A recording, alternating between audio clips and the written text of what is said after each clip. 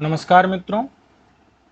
तो जैसा कि आप लोगों को ज्ञात है कि हम यहाँ पर आप लोगों के समक्ष यूजीसी नेट के लिए, और इसमें आपको पता है ये समान रूप से उपयोगी है सभी के लिए, 73, 25, पीजीटी इत्यादि के लिए।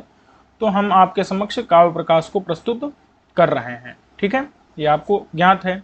तो काव्य प्रकाश में आज का जो विषय है तो वो रसस स्वरूप और रसूत्र विमर्श के अंतर्गत जो अभिनव गुप्त का अभिव्यक्तिवाद है उसी का हम दूसरा भाग आपके समक्ष ला रहे हैं।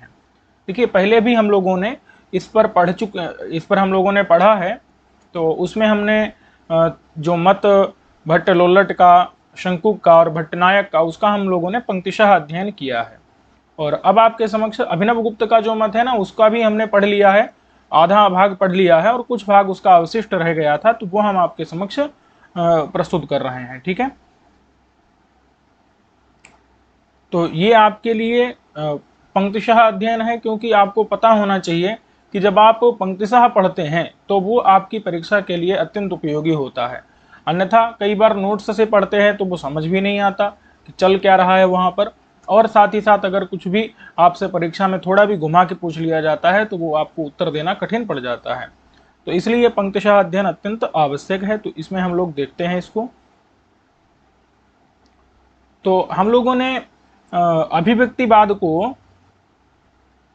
अभिव्यक्तिवाद का हम लोगों ने कुछ अंश पढ़ लिया था, ठीक है। अब हम लोगों ने ये देखना था, इन्होंने जो श्रृंगार रस होता है वो किस प्रकार का होता है ये बता दिया। श्रृंगार आदि जो रस होते हैं वो किस प्रकार के होते हैं, किस प्रकार से उनकी अभिव्यक्ति होती है, ये सारी चीज पहले सिद्ध की जा चुकी है। तो पिछले पाठ में आप देख सकते हैं, और ये लगातार आपके समक्ष पाठ प्रस्तुत किए जा रहे हैं। तो आप इसका लाभ लेने के लिए जुड़ सकते हैं और अपने मित्रों को भी आप जोड़ सकते हैं। चलिए, तो अब कहते हैं कि सच न कार्य, अर्थात वो जो श्रृंगारादि रस होता है वो कार्य नहीं होता। श्रृंगारादि रस जो होता है वह कार्य नहीं होता है। देखिए, इनके मत में, जो अभिनव गुप्त का अभिव्यक्तिवाद है, इनके मत में रस को कार्य नहीं माना गया और ना तो रस को क्या माना गया है, ज्ञाप्य माना गया।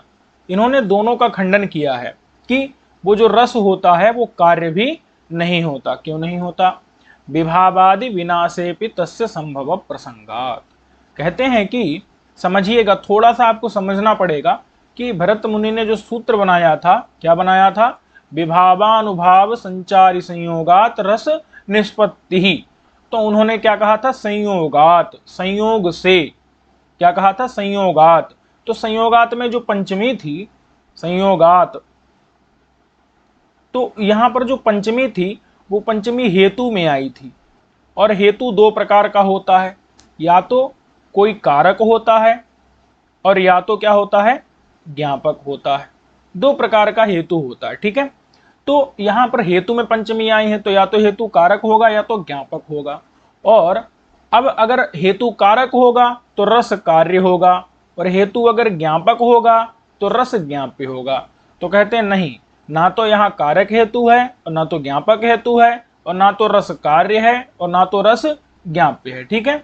तो जो विभाव इत्यादि होते हैं वो ना तो कारक होते हैं और ना तो क्या होते हैं, ज्ञापक होते हैं। और उनसे जो प्रतीयमान रस होता है वो ना कार्य होता है ना तो ज्ञाप्य होता है। बोले भाई क्यों? कहा कि अगर हम कार्य मानते हैं रस को और विभाव इत्यादि हेतुओं को हम क्या मानते हैं, कारक मानते हैं, तो क्या होगा? तो विभावादि विनाशेपि तस्य संभव प्रसंगात। कहते हैं कि जो रस है उसका कारण है विभाव इत्यादि। जैसे कोई घट होता है, कार्य जैसे हमने घड़ा ले लिया, क्या ले लिया? कार्य से हमने ले लिया घट ले लिया। अब एक बात बताइए कि घट का कारण कौन है? कुम्हार। कुम्हार क्या है? घट का कारक है, कारक हेतु है, और घट कार्य है, कुम्हार कारक है। तो अब बताइए कि क्या कुम्हार, घट जो माने कुम्हार है, उस कुम्हार का नाश हो जाने पर भी क्या घट का नाश होता है? नहीं होता है। तो वैसे विभाव इत्यादि के विनाश होने पर, विभाव, अनुभाव, संचारी भाव, मैं आपको बता चुका हूं इनके बारे में पिछले पाठ में बहुत अच्छे से।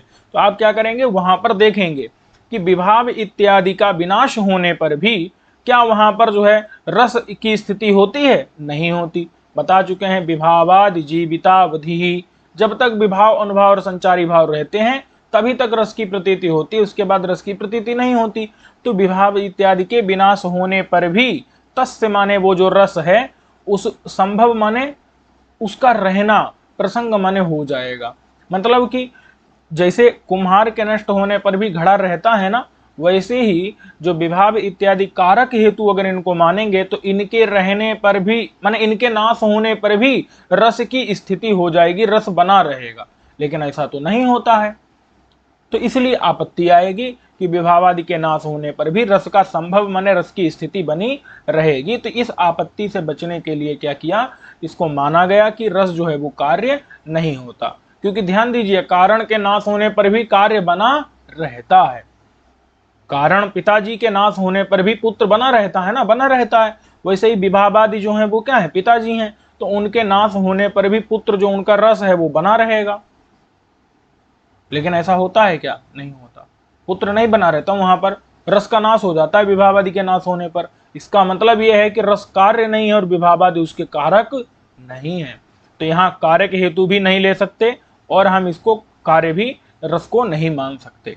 तो बोले ठीक है, रस को हम ज्ञाप्य मान लेते हैं। क्या मान लेते हैं, रस को ज्ञाप्य मान लेते हैं। और जो विभाव इत्यादि हैं, विभावादि को क्या मान लेते हैं, विभावादि को हम ज्ञापक हेतु मान लेते हैं। तो बोले ऐसा भी नहीं मान सकते। क्यों भाई, कहते हैं कि सिद्धस्य तस्य असंभवात नापि ज्ञाप्य, जो रस होता है वो ज्ञाप्य भी नहीं होता। क्यों, सिद्धस्य तस्य असंभवात, क्योंकि ज्ञाप्य उसे कहते हैं जब कोई चीज किसी से प्रकाशित हो। समझिएगा, जैसे अंधकार है कमरे में, वहां घड़ा रखा हुआ है, अंधकार है कमरे में, वहां घड़ा रखा हुआ है, तो उसको किसी दीप से क्या कर देते हैं हम, प्रकाशित मने कर देते हैं। तो पहले से घड़ा रखा हुआ है, उसको क्या कर देते हैं, वहां ज्ञाप्य कर देते हैं। क्या कर देते हैं, ज्ञाप्य मतलब होता है बस जना देना, ज्ञान करा देना उसका। तो अगर पहले से कोई चीज सिद्ध हो, पहले से कोई चीज सिद्ध हो मतलब पहले से ही हो, तो उसको क्या कर दिया जाता है, उसका ज्ञापन करा दिया जाता है। तो विभावादि अगर ज्ञापक हेतु मानेंगे, रस को ज्ञाप्य मानेंगे, तो क्या मानना पड़ेगा कि रस पहले से ही था और विभावादि ने उसको क्या कर दिया, सिर्फ विभावादि रूपी टार्च के द्वारा जो है रस को क्या कर दिया गया, प्रकाशित कर दिया गया। तो ऐसा तो नहीं है भाई। रस तो जब विभावादि आते हैं तभी रस क्या होता है, उत्पन्न होता है, उसके पहले रस नहीं रहता।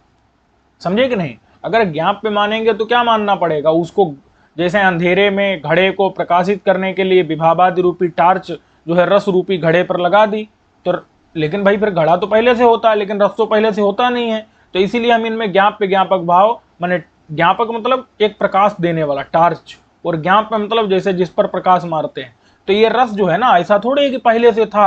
और क्योंकि अगर जो चीज हो ही ना, उसको कोई पहले से दिखा सकता है क्या भाई। विभावादि को अगर ज्ञापक मानेंगे, टार्च के तुल्य मानेंगे, तो टार्च तो उसको दिखाती है ना जो पहले से हो और अंधेरे में छिपा हो। लेकिन रस तो ऐसा है ही नहीं कि पहले से हो और अंधेरे में छिपा हो, ऐसा तो है नहीं, वो तो तुरंत उत्पन्न होता है। तो इसलिए सिद्धस्य मतलब कि पहले से कोई सिद्ध हो, तो ऐसा जो तस्य माने रस से असंभवात, ऐसा रस होता नहीं है, इसीलिए हम उसको ज्ञाप्य भी नहीं मान सकते। ठीक है। अब कहते हैं कि अपितु, तो क्या मानेंगे, विभावादि फिर व्यंजितः चर्वणीय। तो हम उसको क्या मानेंगे, विभावादि के द्वारा व्यंजित मानेंगे।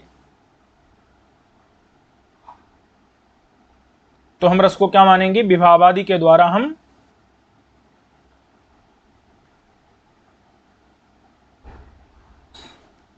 तो रस को हम क्या मानते हैं, विभावादि के द्वारा व्यंजित मानते हैं। व्यंजित मतलब क्या होता है, व्यंजित मतलब होता है व्यंजनावृत्ति से प्रतिपादित। क्या मानते हैं हम, विभावादि। और विभावादि भी में जो तृतीया है ना, वो हेतु में नहीं है, वो किसमें है, साहित्य में। यानी कि विभावादि के सहित, विभावादि के सहित वो क्या होता है, व्यंजित होता है, और यानी कि उसका आस्वाद लिया जाता है। ठीक है। तो विभावादि के द्वारा व्यंजित होता है मतलब व्यंजनावृत्ति से प्रतिपादित होता है। अथवा हम साहित्य ना लेकर के क्या ले लेंगे हम, व्यंजकत्वम तृतीयार्थ। तो विभावादि हैं व्यंजक जिसके, ऐसा यहां पर अर्थ निकलता है। ठीक है। तो कहते हैं कि विभावादि फिर व्यंजितः चर्वणीय, माने विभावादि के द्वारा वो व्यंजित होता है, चर्वणीय यानी आस्वाद योग्य होता है। अब कहते हैं कि कारक ज्ञापकाभ्याम अन्य तो क्व दृष्टम। बोले भाई हमने तो जो है ना दो ही तरीके के हेतु देखे हैं। हेतु बोले तो निमित्त, हेतु माने दो ही प्रकार के निमित्त देखे हैं आज तक।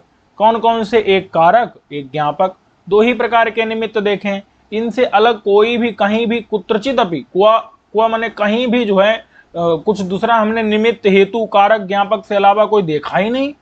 तो कहते हैं न क्वचित दृष्टमिति, कहते बढ़िया बात है। को अदृष्टम पूछे कहां देखा, तो कहा न कुचित दृष्टम, कहीं नहीं देखा। तो कहा बढ़िया बात है। अलौकिकत्व सिद्धेर भूषणमेतन न दूषणम, कहते हैं इससे तो हमारी अलौकिकता की ही सिद्धि हो रही है। क्यों? जब कारक और ज्ञापक से अलग एक नया हेतु हमारा व्यंजक हेतु है। ये व्यंजक जो है, व्यंजक नाम का भी एक हेतु होता है, ठीक है। और व्यंजक नाम का जो हेतु होता है, इससे जो कार्य होता है ना, वो कार्य और ज्ञाप्य नहीं होता। वो ना कार्य होता है न ज्ञाप्य होता है। अभी तो क्या होता है? व्यंग्य होता है। क्या होता है? व्यंग्य और व्यंजक। तो यहां पर जो है ना, रस हमारा क्या होता है? रस व्यंग्य होता है। तो रस की व्यंजकत माने रस जो है वो व्यंग्य होता है, विभावादि उसके व्यंजक होते हैं। तो एक व्यंजक नाम का भी हेतु समझ लीजिए और व्यंग्य नाम का भी एक कार्य आप समझ लीजिए। तो ये जो है ना, ये अलौकिकत्व की सिद्धि कर रहा है। किसकी सिद्धि कर रहा है? क्योंकि इसका हेतु जो व्यंजक है ना, वो अलौकिक है, वो लोक में देखे गए कारक और ज्ञापक से अलग है। इसीलिए उसका जो कार्य व्यंग्य होगा, रस होगा, वो भी अलौकिक होगा, ठीक है। तो इसलिए अलौकिक सिद्धेर भूषणम एतत्, यहाँ तो हमको रस को अलौकिक ही बनाना है। तो उसके जो हेतु है व्यंजक, वो भी अलौकिक है। वो कारक और ज्ञापक के रूप में कहीं देखा ही नहीं गया है लोक में, तो वो अलौकिक है। तो अलौकिक की सिद्धि होने से ये भूषण ही है, न तो दूषणम, ये दूषण नहीं है। भूषणम एतत् न दूषणम, ये दूषण नहीं है। चर्वणा निष्पत्त्या तस्य निष्पत्ति ही उपचरिता इति कार्योपूचितम। बोले एक बात बताओ कि कहीं कहीं पर तो रस को कार्य कहा जाता है, रस को कार्य कहा जाता है। अब क्या करोगे आप वहां के लिए? तो कहते हैं देखो, रस तो कार्य नहीं है, लेकिन रस का स्वाद लिया जाता है, रस का आस्वाद लिया जाता है। तो चर्वणा, चर्वणा मतलब क्या है? आस्वाद। तो चर्वणा माने आस्वाद रस का लिया जाता है। तो आस्वाद की क्या होती है? निष्पत्ति होती है। निष्पत्ति माने उत्पत्ति होती है, आस्वाद की उत्पत्ति होती है। तो इसीलिए हम आस्वाद जो है वो उसकी उत्पत्ति होती है, इसीलिए हम रस को क्या मान लेते हैं? रस को कार्य मान लेते हैं, ठीक है। हम आस्वाद की उत्पत्ति होने के कारण रस की भी उत्पत्ति मान लेते हैं, इसलिए रस क्या हो जाता है? कार्य हो जाता है। वही बता रहे हैं, चर्वणा यानी कि रस के आस्वाद की निष्पत्ति होने के कारण तस्य माने रस की भी निष्पत्ति मान लेते हैं। उपचरिता का मतलब होता है मान लेते हैं। क्या होता है? मान लेते हैं। वास्तव में यहाँ पर लक्षणा के द्वारा प्रयोग कर लेते हैं। उपचार कहा था ना, मैंने बताया था उपचार मतलब गौणी लक्षणा। तो इसलिए उपचरिता जो है वो, उपचरिता मतलब लक्षणा के द्वारा यहाँ पर प्रयोग हम कर लेते हैं। इसलिए इसको हम रस को क्या कहते हैं? रस को हम कार्य भी कहते हैं, ठीक है। वास्तव में रस कार्य होता नहीं है, लेकिन रस का आस्वाद की निष्पत्ति होती है। रस का जो आस्वाद है वो कार्य है, इसलिए रस की भी निष्पत्ति मान लेते हैं, रस को भी कार्य मान लेते हैं। वास्तव में रस के चर्वणा की निष्पत्ति होती है, रस के आस्वाद की निष्पत्ति होती है, रस की निष्पत्ति नहीं होती। लेकिन मान लेते हैं, उपचार कर लेते हैं, लक्षणा कर लेते हैं और रस को जो है कार्य कह देते हैं, ठीक है। वास्तव में यहां पर ऐसा नहीं है। तो इसलिए जो है अब रसः उत्पन्नः रसः इस प्रकार से प्रयोग हो जाता है। उत्पन्नः रसः इस प्रकार से प्रयोग हो जाता है, ठीक है। अब देखिए कि रस को जो है इसमें जो है एक यो छूट गया है, प्रत्ययोप्यभिधीयताम। देखो इन्होंने क्या सिद्ध किया? पहले तो सिद्ध किया कि जो रस है वो कार्य नहीं है।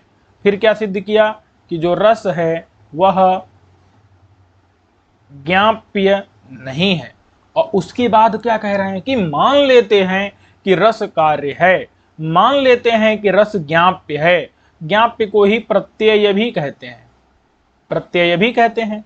तो वही बता रहे प्रत्ययोप्यभिधीयताम, यानी कि रस को हम ज्ञाप्य या प्रत्यय भी मान लेते हैं, वास्तव में रस ज्ञाप्य नहीं है, प्रत्यय नहीं है, लेकिन मान लेते। क्यों मान लेते हैं? बोले भाई लौकिक प्रत्यक्षादि और प्रमाण ताटस्थ्यावबोधशाली मितयोगी ज्ञान और वेद्यांतर संस्पर्श रहित स्वात्म मात्र पर्यवसित परिमितेतर योगी संवेदन, ये तीन कहा, ये याद रखिएगा। प्रमाण ताटस्थ्यावबोधशाली मितयोगी ज्ञान, वेद्यांतर संस्पर्श रहित स्वात्म मात्र पर्यवसित परिमितेतर योगी संवेदन। ठीक है, ये पहला है, ये दूसरा है और ये तीसरा है। इन तीनों ज्ञानों से, ये एक ज्ञान है, ये दूसरा ज्ञान है और ये तीसरा ज्ञान है, इन तीनों ज्ञानों से जो अलग है, जो विलक्षण है और लोकोत्तर स्वसंवेदन जो है, उस संवेदन का ये गोचर होता है, इसीलिए प्रत्ययोप्यभिधीयताम, इसको प्रत्यय भी कह देते हैं, ज्ञाप्य भी कह देते हैं। अब जरा समझ लीजिए कि देखिए तीन प्रकार के लोक में प्रत्यक्ष होते हैं। हम तीन प्रकार के ज्ञान इस प्रकार से कह सकते हैं। किस प्रकार से? देखिए, जैसे हम जिस चीज को देखते हैं वो होता है प्रत्यक्ष। जैसे हमने घड़े को देखा, हमने तुमको देखा, तो तुम्हारा जो ज्ञान हमको हुआ ना, ये लौकिक प्रत्यक्ष है। क्या है? हमने घड़े को देखा तो घड़े का जो ज्ञान हुआ वो क्या है? लौकिक प्रत्यक्ष है। उसको क्या कहते हैं? लौकिक प्रत्यक्ष।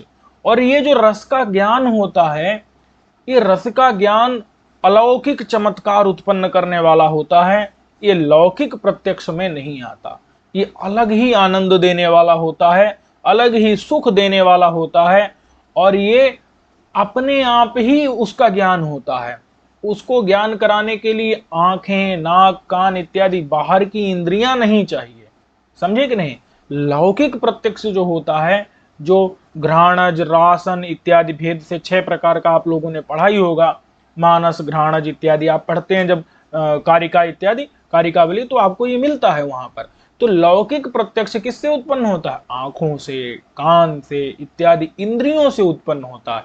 लेकिन ये जो प्रत्यक्ष है रस का, ये उसके अपने आप ही उत्पन्न होता है, उसको कोई और दूसरा उत्पन्न करने वाला नहीं होता।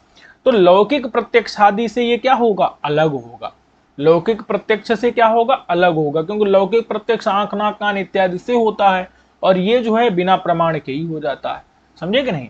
कहते हैं कि और देखो, योगी दो प्रकार के होते हैं। एक होते हैं मित योगी, एक होते हैं मितेतर योगी। क्या होते हैं? एक होते हैं मित अथवा परिमित कह लो। तो देखो, परिमित मतलब होता है सीमित। परिमित योगी कितने होते हैं? सीमित योगी होते हैं, मतलब वो अभी बड़ी अवस्था को प्राप्त नहीं किए हैं। और एक होते परिमितेतर योगी, जो कि बहुत बड़ी अवस्था को प्राप्त कर चुके हैं, जिनको निर्विकल्पक समाधि लग चुकी है। समझे कि नहीं? और जो मित योगी होते हैं, जो परिमित योगी होते हैं, जो वो अपक्व योगी होते हैं। क्या होते हैं? अपक्व योगी। और उनको युंजान कहा जाता है। क्या कहा जाता है? और परिमितेतर योगियों को क्या कहा जाता है? युक्त योगी कहा जाता है। ठीक है, इतना समझ गए कि नहीं? तो ये दो प्रकार के योगी होते हैं। अब इन लोगों को जो ज्ञान होता है वो अलग अलग तरह से होता है। कैसे होता है? तो कहते हैं जो अपक्व योगी हैं। क्या है? अपक्व योगी हैं, युंजान योगी हैं, परिमित योगी हैं, जो अभी उतनी बड़ी अवस्था में नहीं पहुंचे हैं, जो सविकल्पक समाधि तक पहुंचे हैं। उन लोगों को ज्ञान करने के लिए ना ध्यान लगा के बैठना पड़ता है। वो लोग ध्यान लगा के बैठ जाते हैं और फिर उनको ज्ञान हो जाता है। ठीक है, तो जो युक्त योगी होते हैं, उन लोगों को ध्यान लगाने की जरूरत नहीं पड़ती है। वो लोग बस खड़े खड़े, बैठे बैठे, जैसी भी अवस्था में है वैसी अवस्था में हर चीज को जान लेते हैं, वो आपको बता देंगे। और जो अगर आप युंजान योगी से पूछेंगे तो वो ध्यान लगाएगा पहले, फिर पढ़ लेगा, फिर जो है आपको बता देगा। ठीक है, तो ये दोनों में अंतर समझ लीजिए। अभी इन दोनों का जो ज्ञान है ना, उस ज्ञान से भी अलग होता है रस का ज्ञान। जो रस का ज्ञान होता है ना, व्यंग्य का ज्ञान, वो इनसे भी अलग होता है।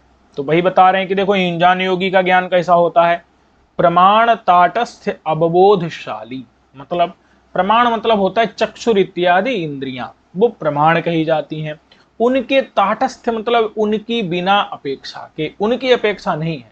देखो, युंजान योगी को ना, जो अभी पका नहीं है, जो मित है, जो परिमित है, ऐसे योगी का जो ज्ञान होता है ना, उसको ध्यान करना पड़ता है। अब उसको आंख नाक कान की जरूरत नहीं है, वो सिर्फ ध्यान से ही काम कर लेगा, लेकिन उसको बैठना पड़ता है, ध्यान करना पड़ता है। और परिमितेतर योगी को तो मतलब ध्यान भी नहीं करना पड़ता।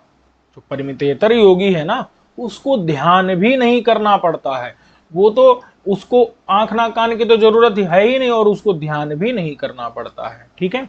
लेकिन जो युंजान योगी होता है उसको प्रमाणों की, यानी आंख नाक कान इत्यादि जो लौकिक इंद्रियां रूपी प्रमाण है उनकी जरूरत नहीं होती है। और जो लौकिक प्रत्यक्ष है उसमें प्रमाणों की, चक्षुरादि इंद्रिय प्रमाणों की जरूरत होती है, ठीक है। तो ये तीनों समझ लीजिए कि लौकिक प्रत्यक्ष में चक्षुर इत्यादि इंद्रियां, आंख नाक कान की जरूरत पड़ती है, और प्रमाण मतलब आंख नाक कान इत्यादि जो चक्षुर इंद्रियां इत्यादि हैं उनके ताटस्थ मतलब बिना जरूरत के ही, ताटस्थ का मतलब होता है उसके बिना, उदासीन।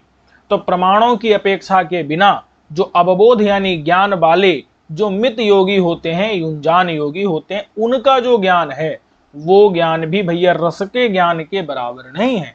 रस का ज्ञान तो उससे भी अलग है। और क्या है, वेद्यांतर संस्पर्श रहित। अब देखो ये परिमितेतर माने युक्त योगियों का संवेदन मतलब ज्ञान, संवेदन माने ज्ञान, युक्त योगियों का जो ज्ञान होता है वो वेद्यांतर संस्पर्श से रहित होता है। वो लोग निर्विकल्पक समाधि में चले गए होते हैं, उनको कुछ भी जरूरत किसी भी चीज की नहीं पड़ती है, ठीक है।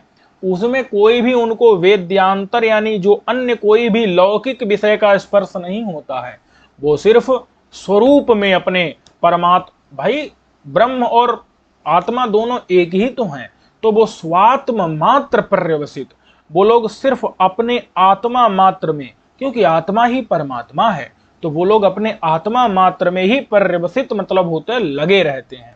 वो सिर्फ अपने आत्मा मात्र में ही लगे रहते हैं। उनको कोई भी वेद्यांतर यानी दूसरे किसी ज्ञान के स्पर्श से, वो संस्पर्श से रहित होते हैं। उनको और कोई ज्ञान नहीं होता, उनको सिर्फ और सिर्फ आत्मा मात्र का यानी परमात्मा, अपने आत्मा यानी परमात्मा मात्र में ही वो परिवर्तित माने लगे रहते हैं। ऐसे जो परिमितेतर योगी हैं, परिमितेतर योगी मतलब बड़े वाले योगी जो युक्त योगी हैं, ठीक है, उनके संवेदन माने जो उनका ज्ञान होता है उस ज्ञान से भी अलग है रस का ज्ञान, विलक्षण है। विलक्षण मतलब होता है अलग है, ठीक है, अलग अलग है रस का ज्ञान। तो लोकोत्तर स्व संवेदन गोचर, और वो क्या है रस का ज्ञान, तो लोकोत्तर स्व संवेदन गोचर। स्व मतलब अपने, संवेदन माने ज्ञान का, गोचर माने विषय है, वो सिर्फ अपने ज्ञान का विषय है और वो लोकोत्तर है, यानी इस लोक का ज्ञान नहीं है, वो अलौकिक है, अत्यंत चमत्कार, अत्यंत आनंद उत्पन्न करने के कारण वो लोकोत्तर है, इस लोक का नहीं है। ऐसा जो स्व माने रस का जो संवेदन माने ज्ञान है, उस ज्ञान का वो विषय होता है अपने माने वो ज्ञान, और ज्ञान में और रस में कोई अंतर ही नहीं है, ज्ञान में आनंद में कोई अंतर ही नहीं यहाँ पर।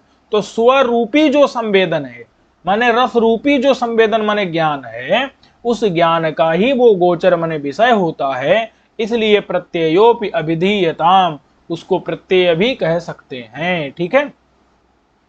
तो विभाव इत्यादि के द्वारा जो अभिव्यक्त होने वाला रस है वो आनंद है, आनंद रूप है, और वो स्वयं ही प्रकाशित होता है और स्वयं का ही वो विषय बनता है। इसीलिए उसको प्रत्यय, प्रत्यय का मतलब क्या होता है, ज्ञाप्य, उसको ज्ञाप्य भी कहा जाता है। कहते हैं कि भाई आपने संवेदन यानी ज्ञान का गोचर माने विषय बताया, संवेदन माने ज्ञान का गोचर माने विषय बताया, तो ज्ञान कौन सा ज्ञान, दो प्रकार के ज्ञान होते हैं, एक होता है सविकल्पक, एक होता है निर्विकल्पक। दो प्रकार के ज्ञान होते हैं, एक होता है सविकल्पक ज्ञान, एक होता है निर्विकल्पक ज्ञान। निर्विकल्पक ज्ञान कौन सा होता है, जिसमें ना तो नाम होता है, जिसमें ना तो जाति होती है, और जिसमें ना तो कोई विशेषण होता है ना कुछ होता है, वो होता है निर्विकल्पक। और जिसमें नाम जाति रहती है वो होता है सविकल्पक ज्ञान। तो आपने ये कहा कि ये स्व संवेदन का गोचर माने अब जो आनंद रूपी ही ज्ञान है, उस ज्ञान का ये विषय होता है रस। तो यहाँ पर संवेदन जो है वो ज्ञान है, वो ज्ञान तो दो प्रकार का होता है, निर्विकल्पक और सविकल्पक। तो आप किस ज्ञान का विषय बना रहे हैं, किस ज्ञान, कौन सा ज्ञान जो है इस रस का ग्राहक होता है, ये प्रश्न इन्होंने किया, ठीक है।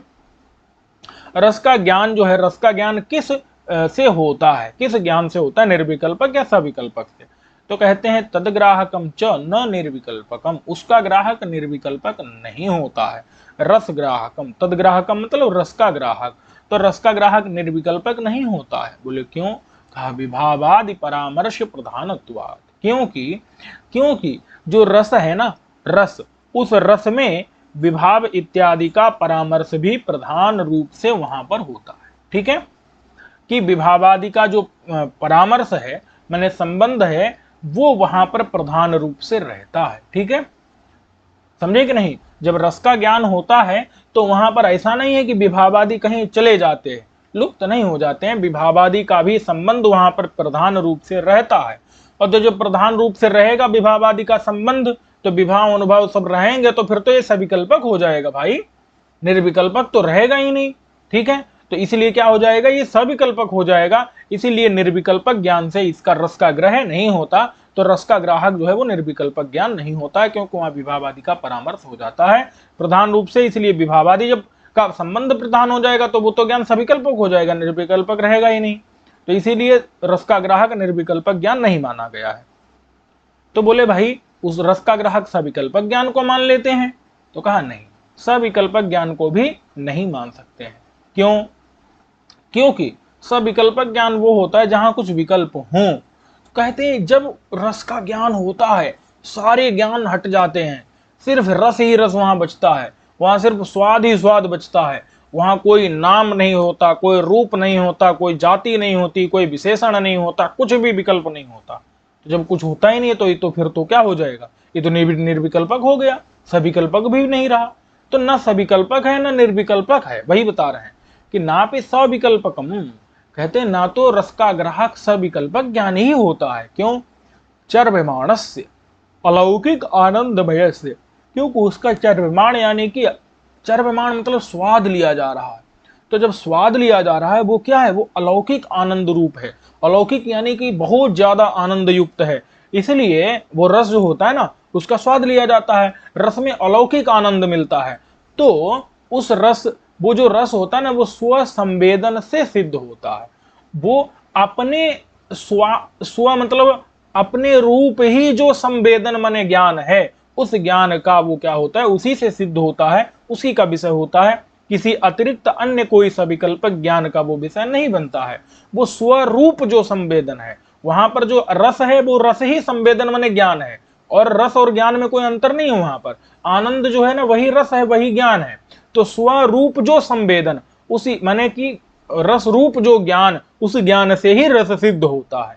इसलिए वहां पर सविकल्पक ज्ञान भी ग्राहक नहीं होता है। तो बोले उभयाभाव स्वरूपस्य उभयात्मकत्वमपि, कहते हैं कि एक बात बताओ कि जब ये न निर्विकल्पक है न सविकल्पक है तो क्या है भाई? अगर कोई निर्विकल्पक नहीं है तो मतलब सविकल्पक है, अगर सविकल्पक नहीं है तो निर्विकल्पक है। तो ये तो दोनों में आ जा रहा है, समझे कि नहीं?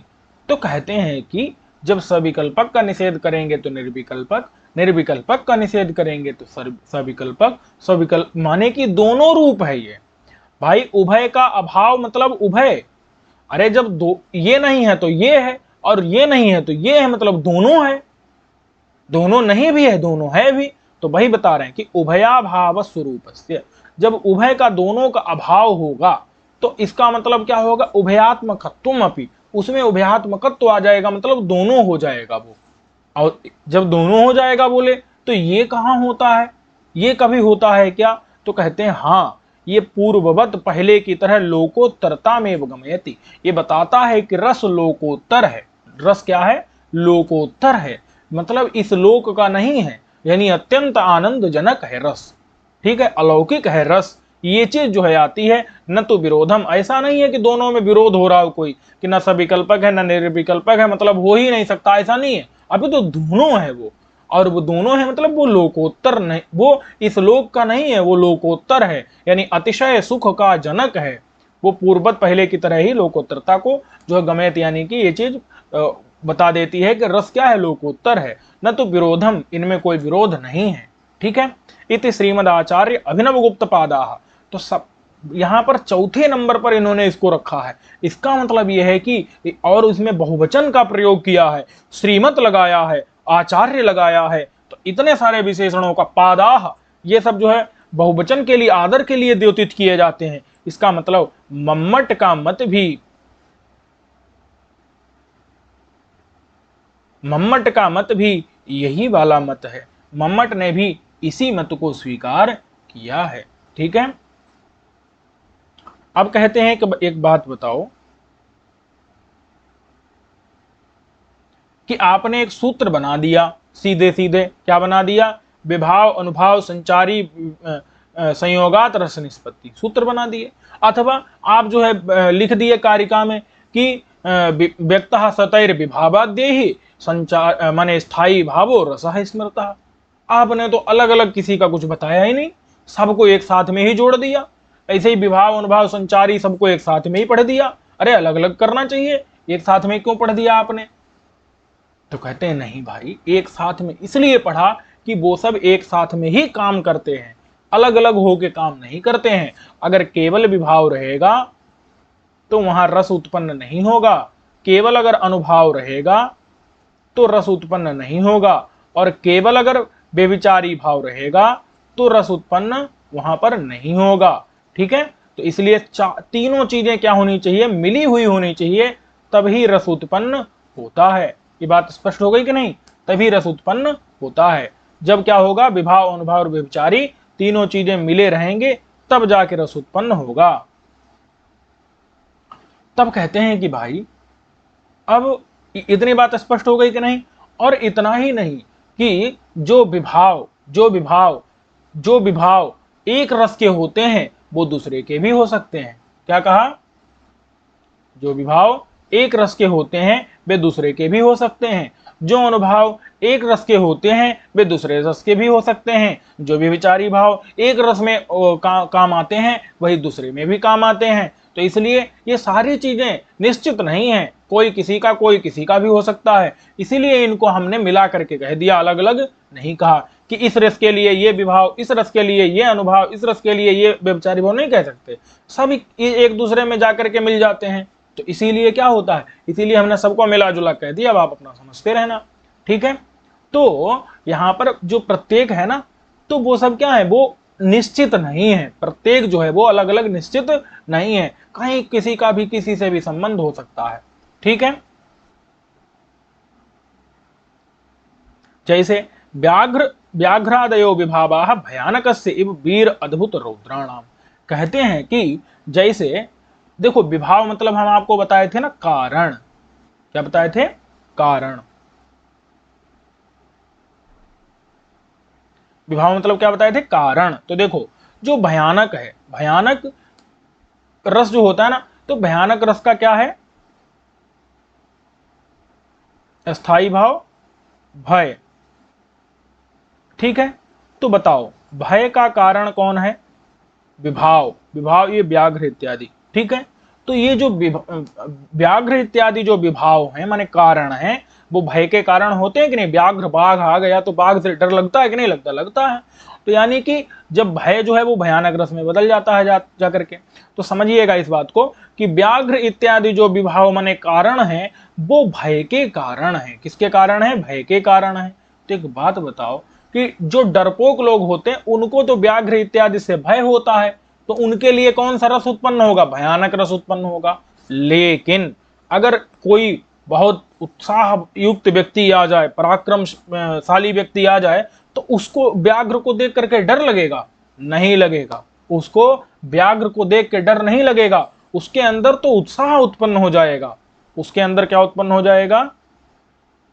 उत्साह उत्पन्न हो जाएगा।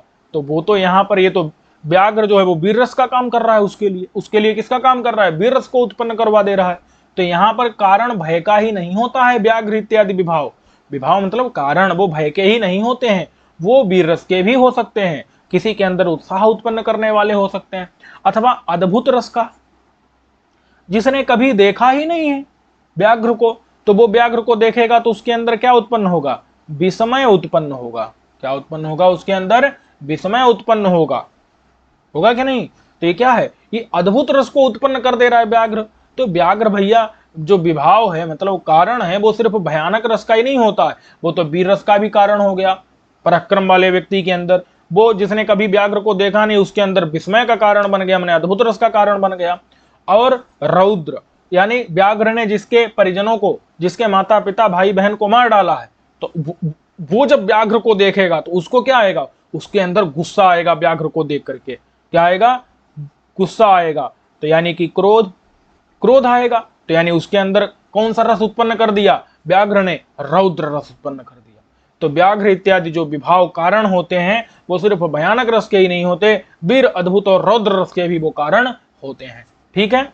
इसी प्रकार से अश्रुपात इत्यादि जो अनुभाव होते हैं, अनुभाव मतलब कार्य, जैसे श्रृंगार रस है, वियोग श्रृंगार है, विप्रलंब श्रृंगार है। ठीक है भाई, श्रृंगार के तो दो भेद होते हैं ना, संयोग और वियोग।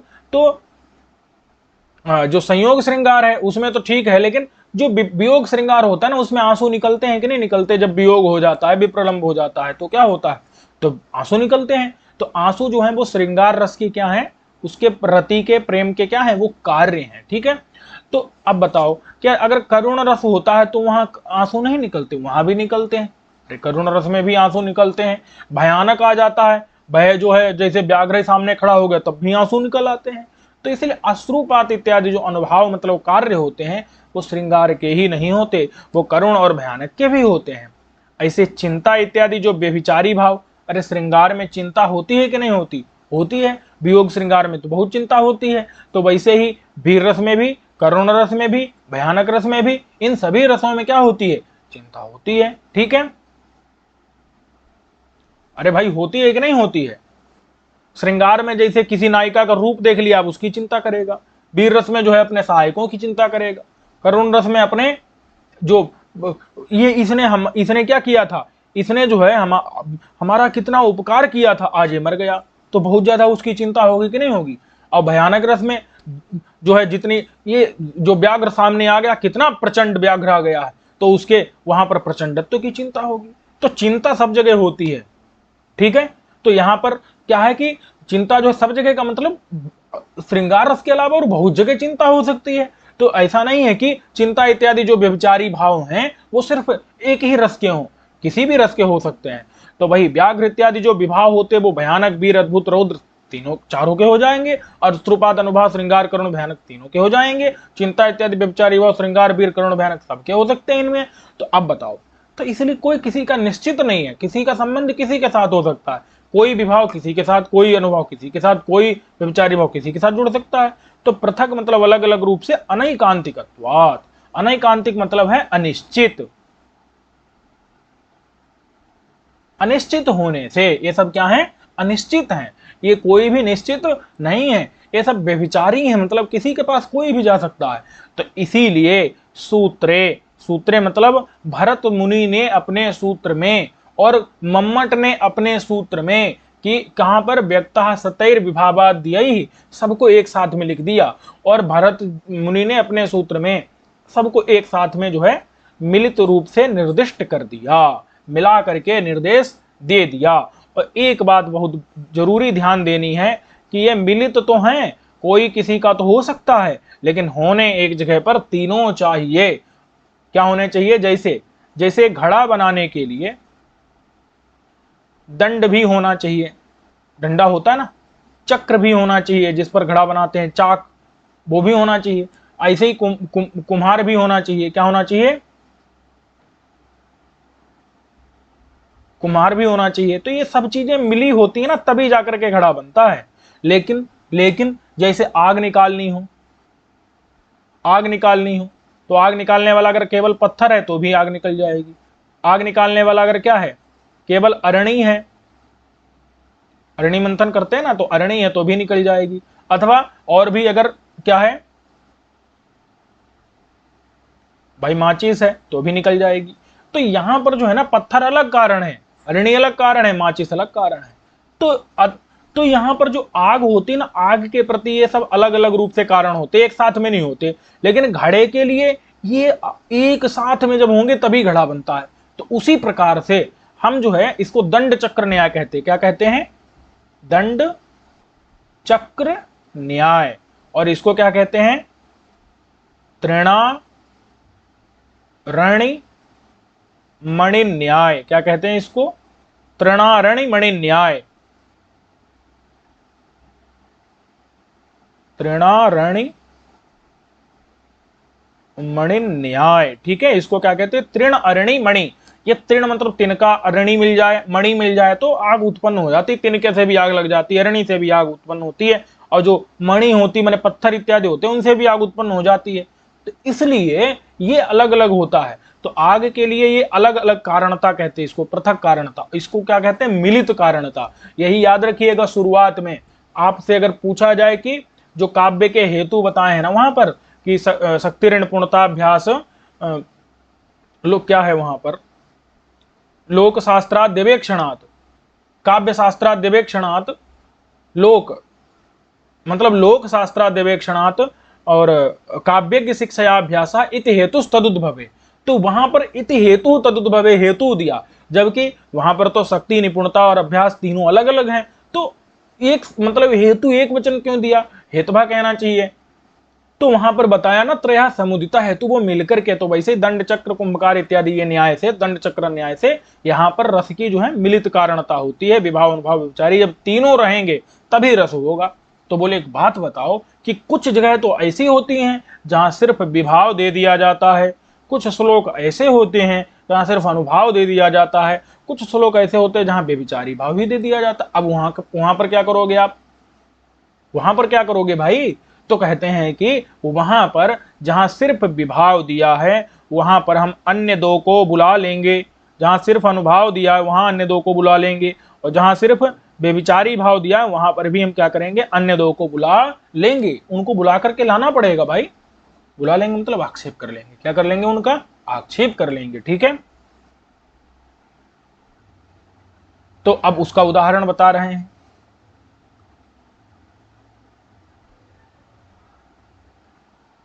बियदलि मलिनाम्भुगर्भमेघं मधुकर कोकिल कूजितैर्दिशां श्रीः धरणिरभिनवाङ्कुराङ्कटङ्का प्रणति परे दयिते प्रसीद मुग्धे।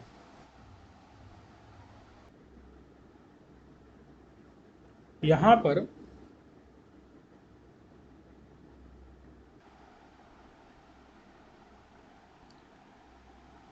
ये मुग्धे यानी कि किसी मतलब कोई नायिका है उसके प्रति कहा जा रहा है किसी सखी के द्वारा कि अरे सखी अब तू प्रसन्न हो जा, ठीक है। तो यहां पर मुग्धा, ये मुग्धे शब्द से क्या निकल आ रहा है? मुग्धा और दयिते, प्रणति परे दयिते, ये सप्तम्यंत पद है कि दयित यानी प्रेमी तुम्हारा प्रणति पर यानी कि प्रणाम कर रहा है तुमको, प्रणति में लगा है, तत्पर है।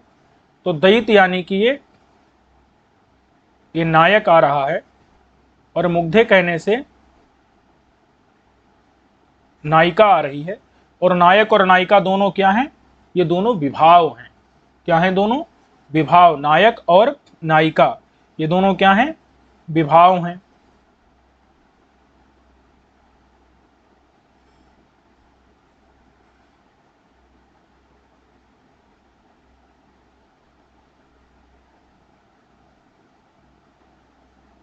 तो नायक और नायिका ये दोनों क्या हैं? ये आलंबन विभाव हैं। क्या हैं ये?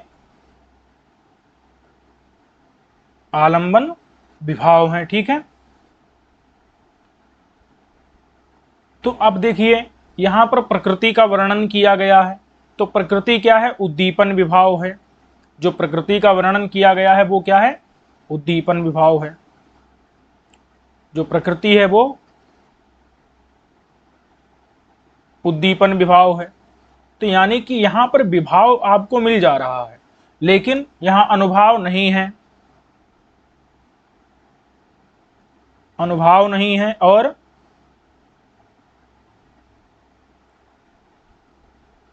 व्यभिचारी भाव यहां पर नहीं है। तो इनको हमको क्या करना पड़ेगा? आक्षेप करना पड़ेगा। अनुभाव और व्यभिचारी भाव यहां पर शब्द से कहे नहीं गए हैं, तो उनको आक्षेप करना पड़ेगा, क्योंकि उनके बिना श्रृंगार रस की प्रतीति नहीं हो सकती है। तीनों चीजें चाहिए, विभाव, अनुभाव और संचारी भाव। अब हम जरा देख लेते हैं एक बार कि इसका अर्थ क्या है। तो मुग्धे, हे मुग्धे नायिके, प्रसीद, प्रसीद माने प्रसन्न हो जाओ, ठीक है। विवेक, मुग्धा मतलब होता है मूर्ख, और मुग्धा का मतलब होता है सुंदर। तो यहाँ पर क्या है, मूर्ख शब्द इसका जो है मतलब मूर्ख अर्थ लिया जा रहा है कि मुग्धा यानी कि विवेक रहित, जिसके अंदर विवेक नहीं है। क्यों? ये जो प्रकृति है, जो वातावरण है, इस वातावरण में तुमको नायक के प्रति क्रोधित रहना उचित नहीं है। नायक के प्रति क्रोध मत करो। क्यों? क्योंकि ये ऐसा वातावरण है कि तुम्हारे अंदर अवश्य काम उत्पन्न होगा, तुमको जो है काम की पीड़ा सताएगी, तो फिर तुम आखिरकार नायक के पास जाओगी ही जाओगी। इसलिए अभी तुम ऐसा मत करो, ज्यादा कोप, ज्यादा गुस्सा दिखाना उचित नहीं है। विवेक थोड़ा अपने अंदर लाओ, बुद्धि लाओ अपने अंदर, ठीक है। तो अभी ये जो तुम्हारा दैत माने प्रेमी है, तुम्हारा जो दैत माने प्रेमी नायक है, वो क्या कर रहा है, प्रणति परे माने प्रणाम में लगा हुआ है, प्रणाम, बार बार प्रणाम कर रहा है, ठीक है।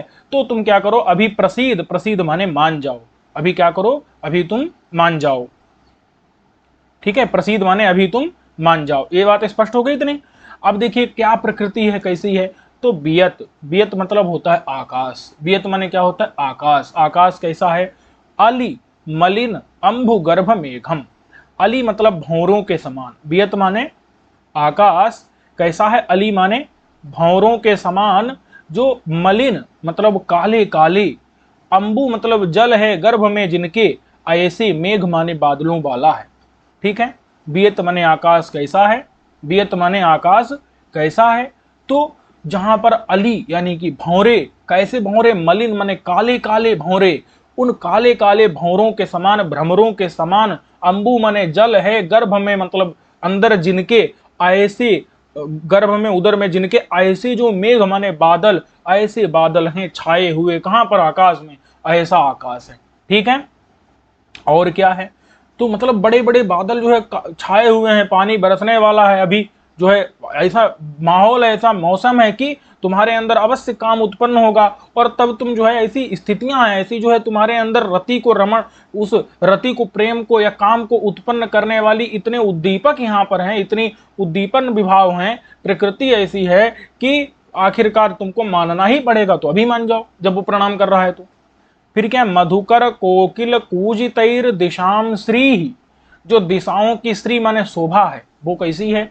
तो वहां पर मधुकर माने भौरे, वो कोकिल के समान कूजन कर रहे हैं, अथवा मधुकर रूपी जो कोयल है, जैसे बसंत में कोयल जो है कूजती है, उसी प्रकार से मधुकर माने भौरे क्या कर रहे हैं, कोकिल की तरह जो है कूजन कर रहे हैं। भौरे जो है पूजन कर रहे हैं, जैसे कोयल बसंत में जैसे पूजन करती है, वैसे ही यहाँ पर भौरे क्या कर रहे हैं, गुंजन कर रहे हैं। अब देखो यहाँ पर कई लोगों का अलग अलग मत है, मधुकर ही कोकिल की तरह मान करके जो है उसका पूजन माने गुंजन दिखाया जा रहा है, ठीक है। तो ये बात समझ में आ गई कि नहीं। क्योंकि जो वर्षा काल है उसमें कोकिल का पूजन तो होता नहीं है, तो डराने के लिए जो है कोयल का नाम ले दिया है, ऐसी बात भी है। तो ऐसे कई मत हैं। तो मधुकर माने भौरे रूपी जो कोयलें हैं, उन कोयलों के कूजन माने गुंजन से सुशोभित हो गई है दिशाओं की श्री माने शोभा, ठीक है। और धरणी कैसी है, तो बोले धरणी कैसी है, कहते हैं कि धरणी माने पृथ्वी, धरणी माने क्या है, पृथ्वी। वो पृथ्वी कैसी है, तो पृथ्वी में जो है अभिनव, नए नए अंकुर, अंकटंका। अब समझिएगा, अभी इनका जो है व्यंजन बताएंगे क्या है, कि धरणी माने जो पृथ्वी है वो कैसी, अभिनव, अभिनव माने नए नए, अंकुर, अंकुर निकल आते हैं ना वर्षा काल में। भाई वर्षा काल में जब वर्षा पड़ेगी तो क्या होगा, अंकुर निकल आते हैं, जो बीज होते हैं ना वो थोड़े थोड़े से निकलने लगते हैं, उगने लगते हैं। तो धरणी जो है वो अभिनव अंकुर अंकटंका, अब धरणी में जो है अभिनव माने नए नए अंकुर नीचे नीचे निकल आए हैं, हरे हरे मुलायम मुलायम कोमल कोमल अंकुर निकल आए हैं। तो वो अंकटंका, अंकटंक मतलब क्या होता है, अंक मतलब होता है गोद में, अंक माने क्या है, गोद में, अंक माने क्या है, गोद में। टंक, टंक मतलब होता है जो पत्थर के समान जो है, क्या है एकदम, मतलब जो पत्थर के समान जो होते हैं, कठिन कठिन, कठोर कठोर, जो उनको कहते हैं टंक। टंक मतलब क्या होता है, टंक मतलब समझे कि नहीं, जो पत्थर के समान या पत्थर को भी काट देने वाले, ऐसे समझ लो आप, उससे भी कठोर, पत्थर को भी काट देने वाले, पत्थर को भी काट देने वाले जो अस्त्र होते हैं उनको कहते हैं टंक। टंक समझ गए कि नहीं? जो पत्थर को भी काट देने वाले क्या होते हैं, जो मतलब नुकीले नुकीली जो चीजें, उनको कहते हैं टंक। तो वो जो टंक हैं वो अंक में मतलब जो जमीन में या जमीन की गोद में वो क्या है, अंकुर हैं, अंकुर। तो धरणी कैसी है, जिसमें अभिनव माने नए नए अंकुर जो हैं, वो अंकुर ऐसे लग रहे हैं कि जो पत्थर को भी काट देने वाले अस्त्र हैं उनके समान जो है अंक में, धरणी की गोद में जो है वो वहां पर अंकुर उगे हुए हैं। ये बात स्पष्ट हो गई कि नहीं? जमीन है, जमीन में अभिनव माने नए नए अंकुर उगे हुए हैं, और वो अंकुर ऐसे हैं जो टंक मतलब कि पत्थर को भी काट देने वाले नुकीले नुकीले जो है वो उगे हुए हैं, और वो अंक में मतलब कि धरणी के अंक में यानी कि गोद में वो उगे हुए हैं। ठीक है, तो ऐसी स्थिति में अब देखो, बियत मतलब आकाश में भी जो है भंवरे के समान काले काले बादल छाए हुए हैं, तो ना तो तुम ऊपर देख सकती हो, और अब नीचे जो इधर उधर दाएं बाएं देखोगी तो दाएं बाएं जो है वो भंवरे क्या कर रहे हैं, गुंजन कर रहे हैं, तो इसलिए तुम दाएं बाएं भी नहीं देख सकती हो, दाएं बाएं भी नहीं देख सकती हो। और धरणी माने नीचे, वहां अंकुर उठे हुए हैं, धरणी में अभिनव नए नए अंकुर उठे हुए हैं, तो वो अंकुर क्या है, टंक मतलब पत्थर को भी काट देने वाले हैं। तो तुम्हारा तो मान थोड़ी देर में ही वो काट देंगे, तुम्हारा गुस्सा ज्यादा देर नहीं चलेगा। ऐसे अंक में मतलब गोद में वो टंक के समान है। ठीक है, टंक माने कि पत्थर को काट देने वाले जो अस्त्र विशेष। तो ऐसे अंकुर उगे हुए हैं धरणी में, अभिनव माने नए नए, तो इसलिए तुम नीचे भी नहीं देख सकती हो। नीचे देखोगी तो भी रति उद्दीप्त होगी, ऊपर देखोगी तब भी काम उत्पन्न होगा, इधर उधर देखोगी तब भी जो है कामदेव पीड़ा बढ़ाएगा। तो इसलिए हे मुग्धे मूर्ख विवेक रहित, प्रसीद प्रसन्न हो जाओ, प्रणति परे दैते, क्योंकि तुम्हारा दैत्य यानी प्रेमी नायक अभी प्रणति में तत्पर है, लगातार तुमको मनाने के लिए क्या कर रहा है, बार बार नमन कर रहा है। ठीक है, तो बियदलि मलिनाम्बु गर्भ मेघम मधुकर कोकिल कूजितैर दिशाम श्री धरणिरभिनवांकुरांकटंका प्रणति परे दैते प्रसीद मुग्धे। यहाँ पर नायक और नायिका दोनों को तो उपादान कर दिया है, इसलिए यहाँ पर विभाव तो दिया है, प्रकृति रूपी उद्दीपन विभाव भी दिया है, लेकिन यहाँ अनुभाव और व्यभिचारी भाव नहीं दिए हैं, तो इनको क्या करना पड़ेगा, आक्षेप करना पड़ेगा। और यहाँ पर छंद है पुष्पिताग्रा। कौन सा छंद है? पुष्पिताग्रा। पुष्पिताग्रा छंद है, अयुज नयुग रेफतो यकारो युज चिनजो जरगाश्च पुष्पिताग्रा। ठीक है, तो अब यहां पर अब अगर कोई पूछ ले भाई कि इसमें और कौन से हैं, जो है अनुभाव क्या है और यहां पर व्यभिचारी भाव क्या है, तो सुनिए मैं बताता हूं। यहां पर अनुभाव जो है वो है प्रणाम करना।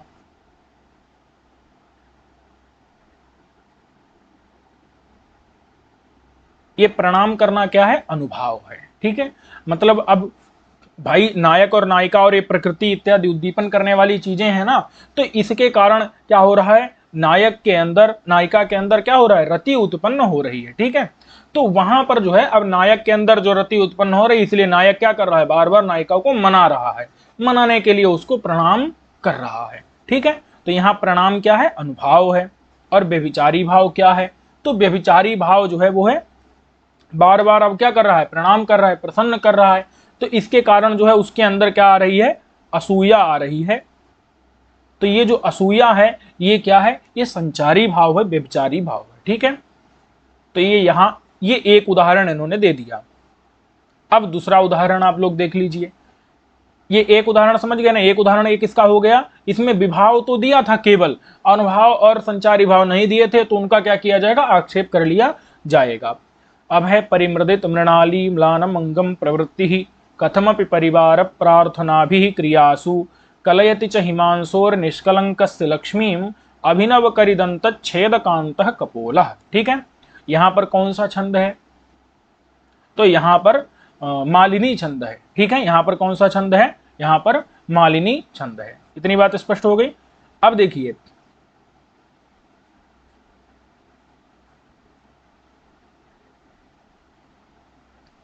तो देखिए यहां पर क्या है, ये उदाहरण कहां का है, ये उदाहरण है मालती माधव प्रकरण जो ग्रंथ लिखा गया है उसके प्रथम अंक का ये उदाहरण है। और इसमें जो है माधव मकरंद को मालती की अवस्था का वर्णन कर रहा है। माधव वर्णन करता है मालती की अवस्था का। ठीक है, तो माधव कह रहा है, क्या कह रहा है कि परिमृदित मृणाली म्लान मंगम प्रवृत्ति। देखिए प्रवृत्ति को हम कहाँ जोड़ेंगे, इधर जोड़ेंगे। ठीक है, तो परिमृदित मृणाली के समान है म्लान अंग किसके, मालती के। मालती का अंग मतलब शरीर, मालती का अंग यानी कि जो शरीर है, मालती का अंग माने जो शरीर है वो कैसा हो गया है, परिमृदित। परिमृदित मतलब होता है जैसे हाथों के द्वारा क्या कर दें, हम रगड़ दें किसको, मृणाली को। मृणाली यानी कि जो जो मृणाल खंड होता है, कमल नाल होती है, कमल की जो नाल होती है, और वो भी जो बाल हो, मतलब प्रौढ़ अवस्था में ना पहुंची हो, जो बाल मृणाल है, कमल नाल है, उसको कहते हैं मृणाली। और उस कमल की नाल को क्या कर दिया जाए, कोई अपने हाथों से ऐसे ऐसे क्या कर दे, परिमृदित कर दे, रगड़ दे, तो जो उसकी हालत होगी ना, वैसी ही हालत, उसी के समान जो है मालती के अंग माने शरीर की हालत हो चुकी है। मालती के अंग शरीर म्लान पड़ चुके हैं। ठीक है, तो वैसे ही म्लान मतलब कि उनमें जो है एकदम हर्ष नष्ट हो गया है, और वो एकदम जो है इस प्रकार से सूख से रहे हैं। तो परिमृदित मृणाली, परिमृदित का मतलब रगड़ दी गई, जो जो हाथों से मसल दी गई मृणाली यानी बाल, जो मृणाल माने कमल नाल है, उसके समान म्लान है अंग माने शरीर किसके, उसके मालती के। ठीक है, तो मालती के शरीर इस प्रकार से अंग म्लान पड़ गया है। और मालती जो है वो प्रवृत्ति मतलब होता है लगना, लगती है। कहाँ लगती है, क्रियाओं में। बोले कौन सी क्रियाओं में, तो कहा खाना पीना इत्यादि क्रियाएं आदमी करता है ना अपने जीवन बचाने के लिए।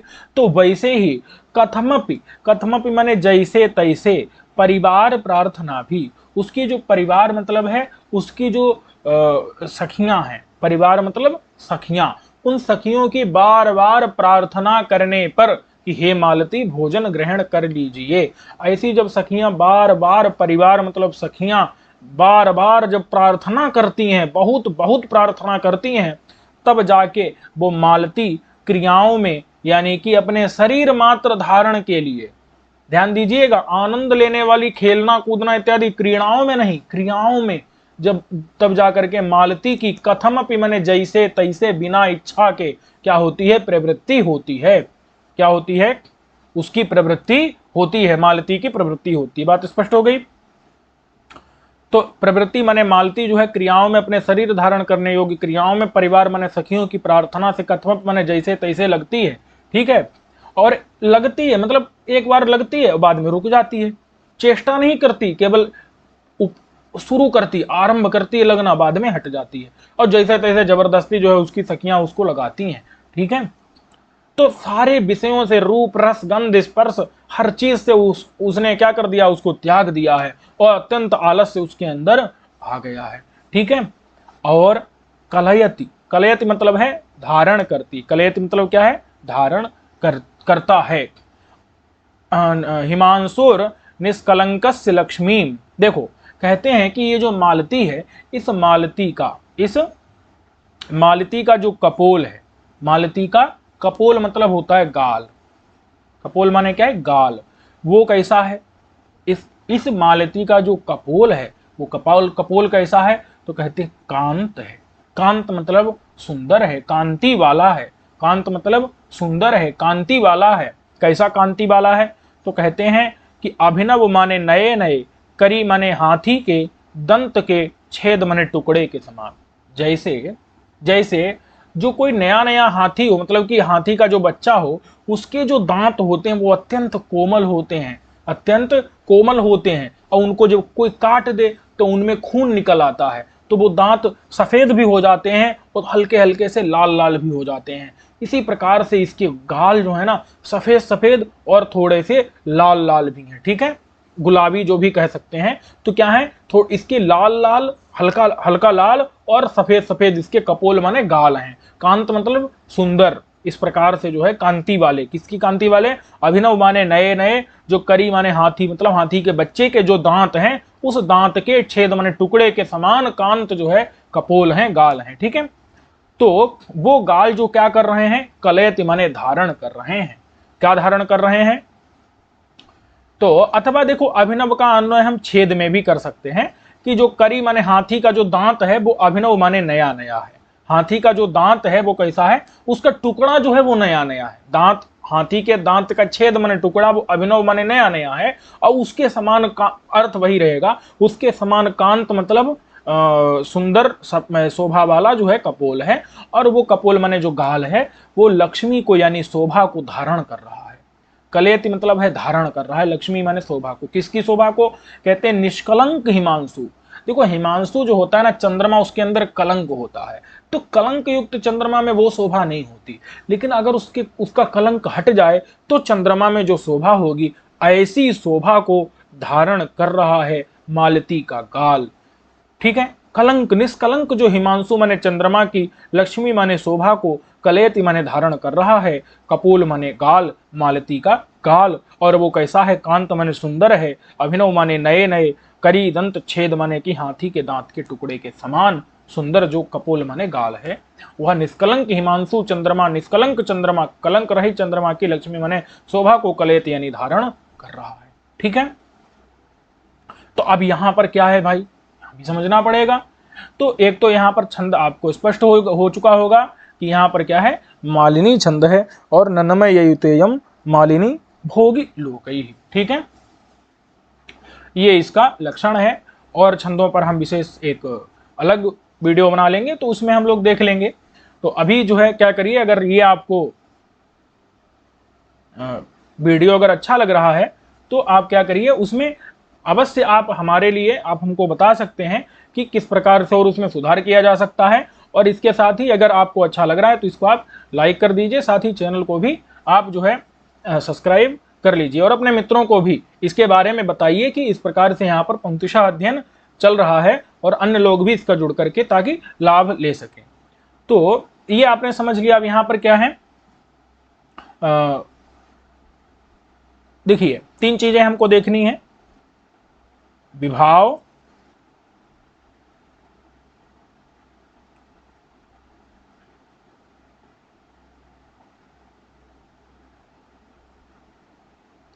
क्या क्या देखना है, विभाव, अनुभाव और व्यभिचारी भाव। ठीक है, तो विभाव, अनुभाव और व्यभिचारी भाव, ये 3 चीजें हमको देखनी है।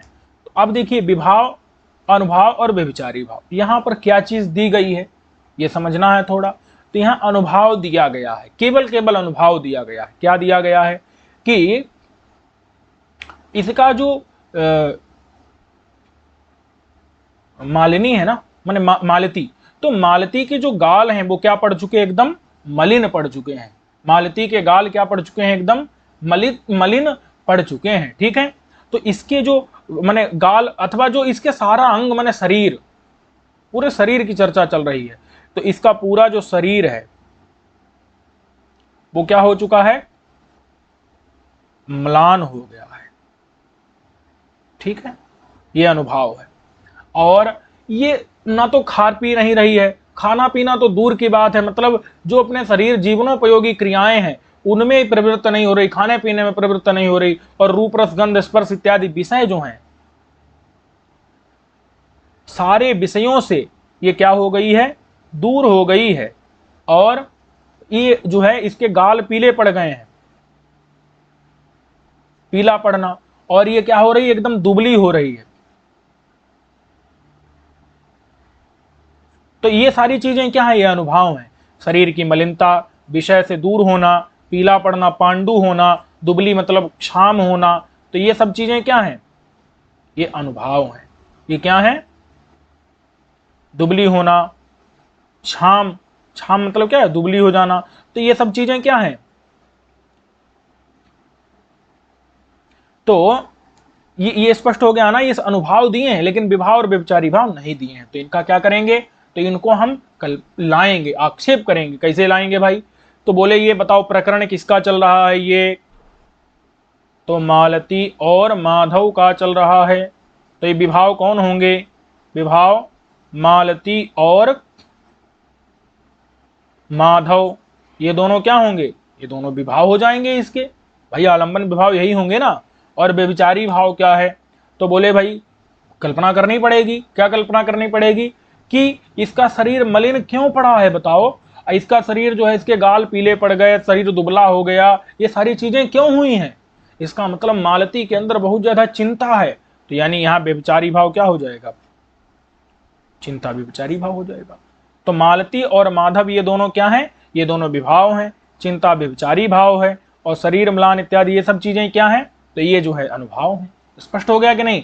ये अनुभाव श्लोक में दिए हैं और अन्य की हमने क्या कर ली? अन्य की हमने कल्पना कर ली। अन्य की क्या कर ली हमने?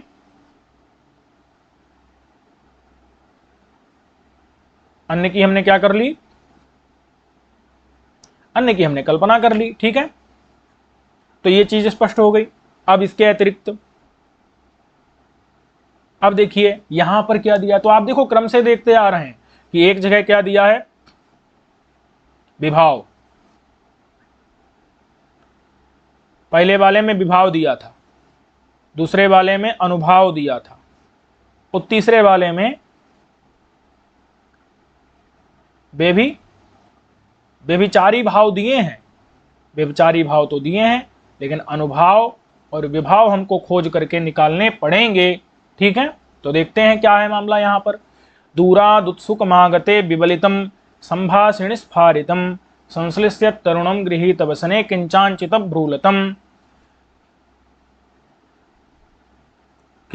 भ्रूलतम मानिन्याश्चरणानतिव्यतिकरे बाष्पाम्बपूर्णे क्षणम चक्षुर्जात महो प्रपंच चतुरम जातागसि प्रेयसी। ठीक है, ये अमरुक शतक का एक पद्य है, अमरुक शतक का पद्य है।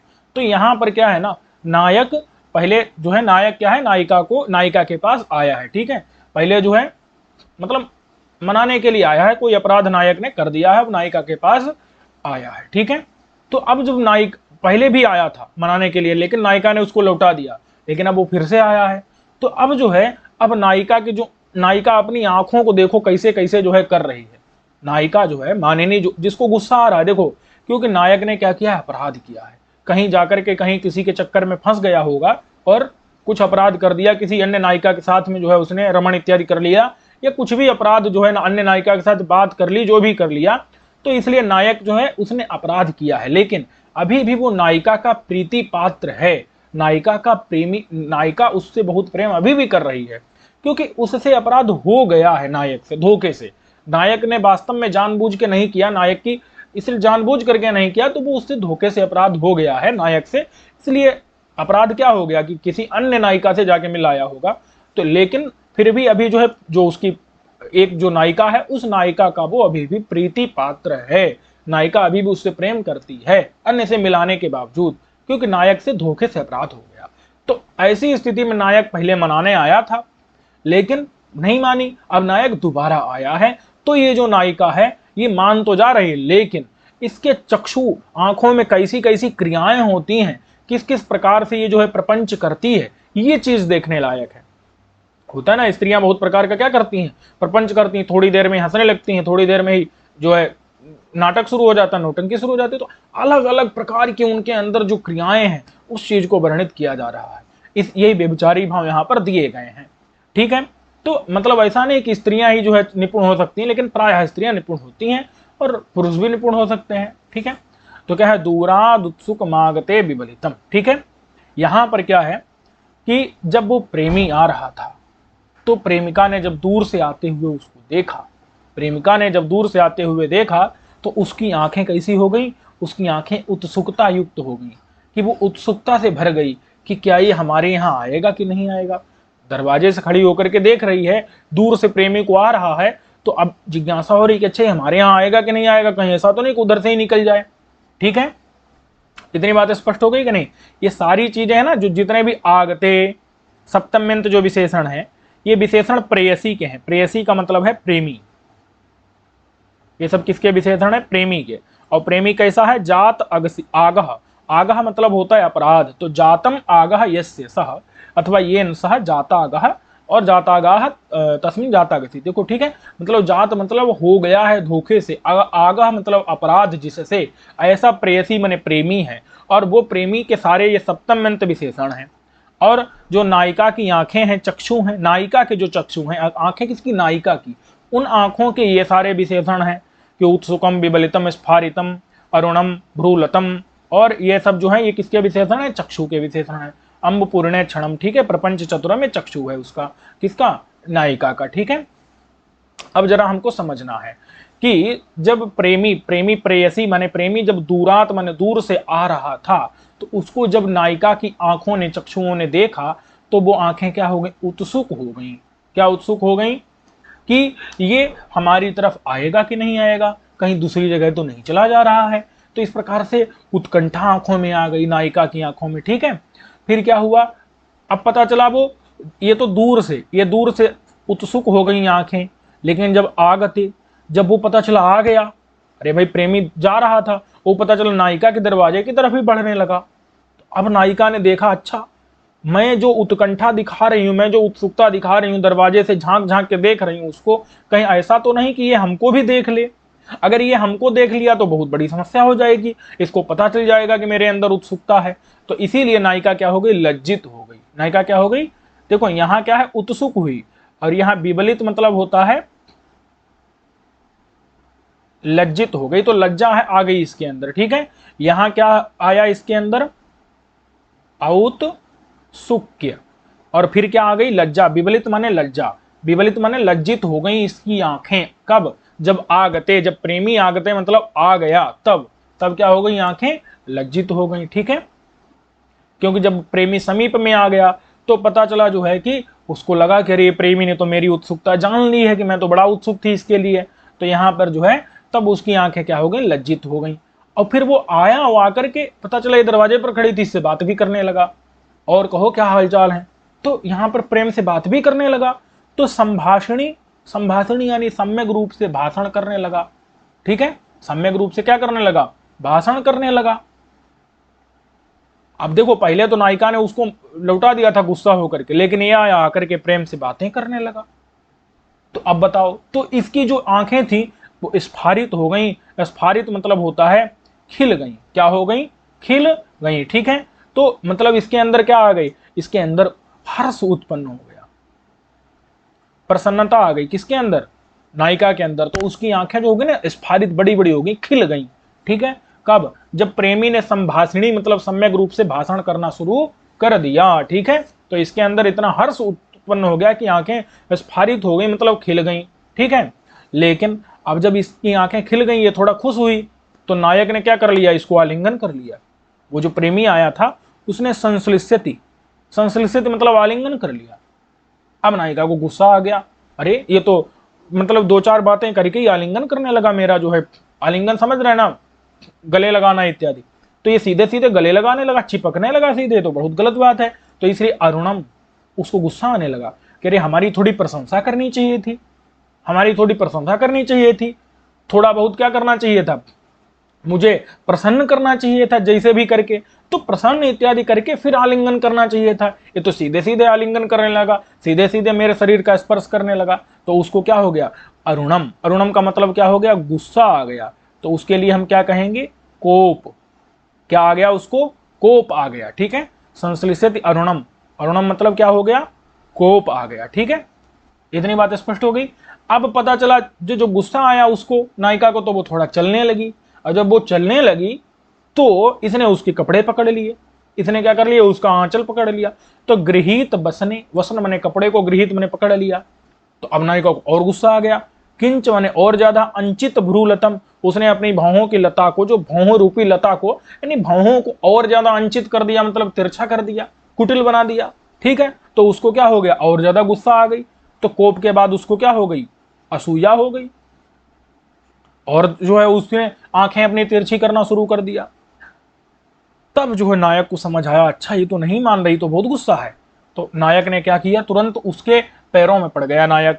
मानिन्याह मतलब मानिनी के, चरणानति व्यतिकरे, चरणों में आनति, ये चरण आनति है। आनति मतलब होता है अच्छे से जो है नमन करना।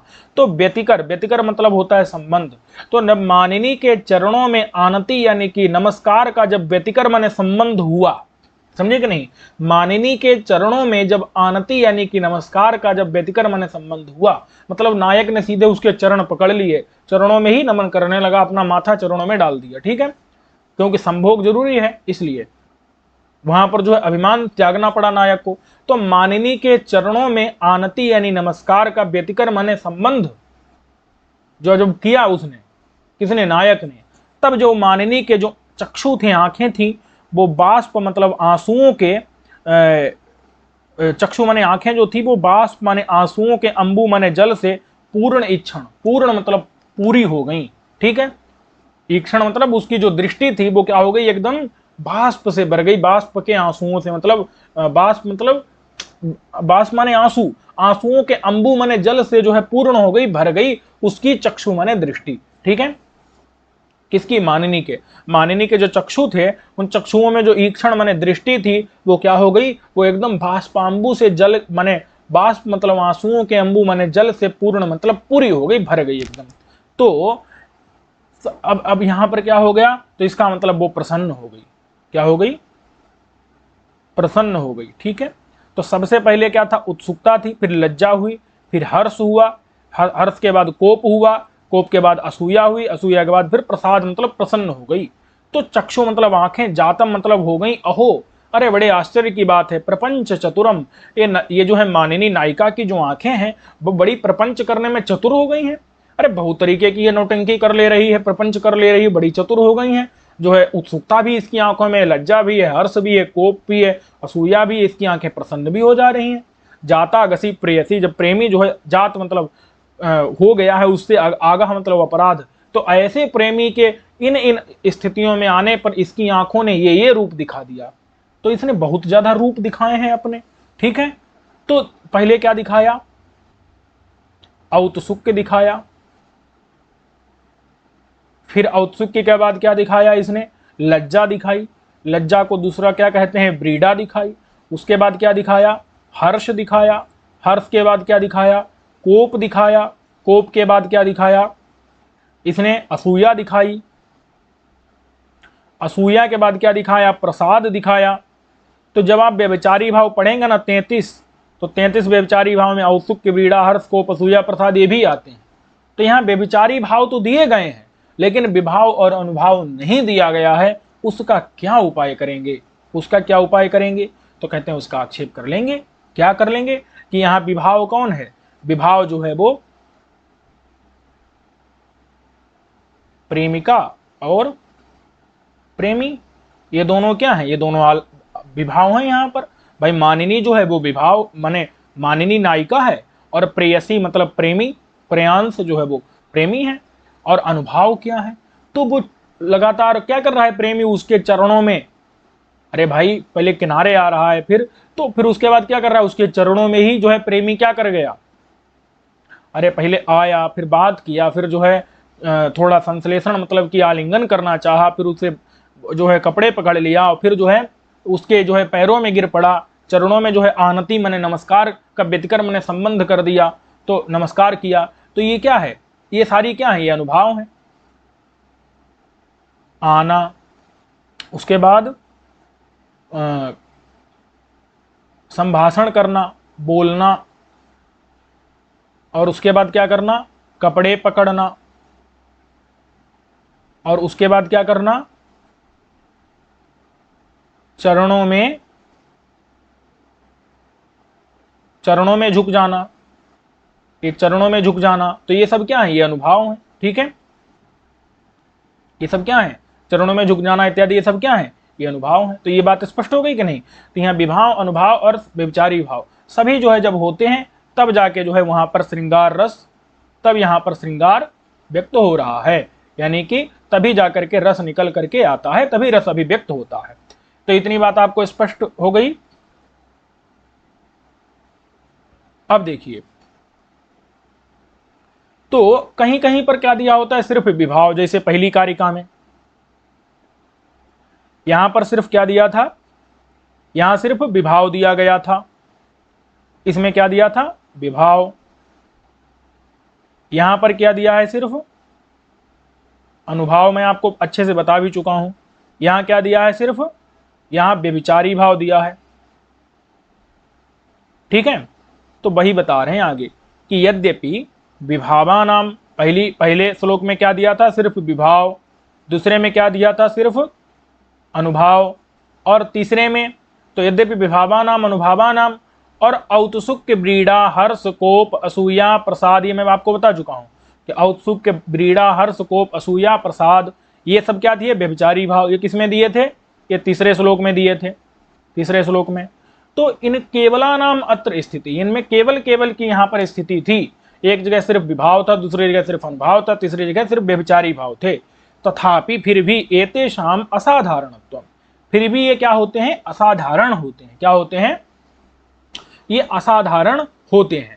तो असाधारण का मतलब क्या होते हैं कि ये जो किसी न किसी प्रकरण में ही क्या होते हैं, निश्चित होते हैं। क्या होते हैं, प्रकरण में ये सारे निश्चित होते हैं। जब निश्चित होते हैं तो हम क्या कर लेते हैं कि अन्य जो है उनको आक्षेप कर लेते हैं, समझे कि नहीं। ये सब जो विभाव अनुभाव व्यभिचारी भाव होते हैं, क्या होते हैं, असाधारण होते हैं। मतलब कि किसी एक प्रकरण में ये मुख्य रूप से पाए जाते हैं और अन्य दो का हम क्या कर लेते हैं, अन्य दो का हम आक्षेप कर लेते हैं। अन्य दो का हम क्या कर लेते हैं, आक्षेप कर लेते हैं। ठीक है, एक मुख्य होगा, दूसरे अन्य दो का क्या कर लेंगे, आक्षेप कर लेंगे। भाई बता रहे हैं इति अन्यतम द्वय आक्षेपकत्वे सति, किसी अन्यतम मतलब किसी एक जो है उसका हम क्या कर लेते हैं, आक्षेप कर लेते हैं। तो न अनैकांतिकत्वम, तो इसलिए जो है ऐसा नहीं होता है कि यहाँ पर जो है व्यभिचार नहीं आता है। अनैकांतिकत्व मतलब क्या है, व्यभिचार। तो मतलब ऐसा नहीं आता कि केवल एक से भी रस उत्पन्न होने लगे, ऐसा नहीं होता। अपितु सारे के सारे क्या होते हैं, सभी जो है सभी मिलकर के ही, सभी मिलित होकर के ही रस को उत्पन्न करते हैं। कोई एक जो है रस को उत्पन्न नहीं करता, अन्य दो का आक्षेप कर लिया जाता है, इसलिए सारे मिलकर के ही रस को उत्पन्न करते हैं। ठीक है, ये बात ध्यान देना है कि अगर एक चीज है तो दो का आक्षेप कर लेंगे, दो हैं तो तीसरे का आक्षेप कर लेंगे। ठीक है, जहां तीनों हैं तो वहां कोई दिक्कत ही नहीं है। तो इस प्रकार से कहीं कोई दोष नहीं है। इसलिए सिद्धांत ये निकला कि विभाव अनुभाव और व्यभिचारी भाव जब तीनों मिलते हैं तभी रस की उत्पत्ति होती है, रस की अभिव्यक्ति होती है। अगर एक नहीं है तो दो का आक्षेप कर लिया जाता है, अगर दो नहीं है तो तीसरे का आक्षेप कर लिया जाता है। तो ये चीज यहां तक निकल करके आई। तो इस प्रकार से ये पाठ जो है आपका यहाँ पर समाप्त होता है। और अगले पाठ में हम रस इत्यादि जो हैं उनके भेदों को देखेंगे। बहुत सा विषय है, रस दोष हैं, रस के भेद हैं, रस भाव, रसाभास, भावाभास मैंने आपको बताया था। तो वो सारी चीजें हम अगले में देखेंगे। श्रृंगार, हास्य, करुण, रौद्र, वीर, भयानक, विभत्स, अद्भुत इत्यादि जो रस होते हैं और उनके जो व्यभिचारी भाव होते हैं, माने उनके जो व्यभिचारी भाव हैं अथवा स्थायी भाव हैं, रति, हास, शोक, क्रोध और व्यभिचारी भाव होते हैं, इत्यादि सब चीजों को हम क्या करेंगे, अन्य वीडियोज में, अन्य पाठों में हम देखेंगे। ठीक है, तो अगर आप लोगों को अगर ये वीडियो अच्छा लगा है, रस सूत्र विमर्श अच्छा लगा है, तो आप क्या करिए, अपने मित्रों को भी, जितने जो अधिक से अधिक मित्रों को आप क्या करिए, इसको शेयर कर दीजिए ताकि वे लोग भी इसका लाभ उठा सकें। और वीडियो अगर अच्छा लगा है तो उसको लाइक कर दीजिए, चैनल को सब्सक्राइब करना मत भूलिएगा। तो इसके साथ ही हम लोग इस पाठ को यहीं तक रखते हैं। मिलेंगे हम लोग अगले पाठ में। ठीक है, सर्वेभ्यो नमो नमः।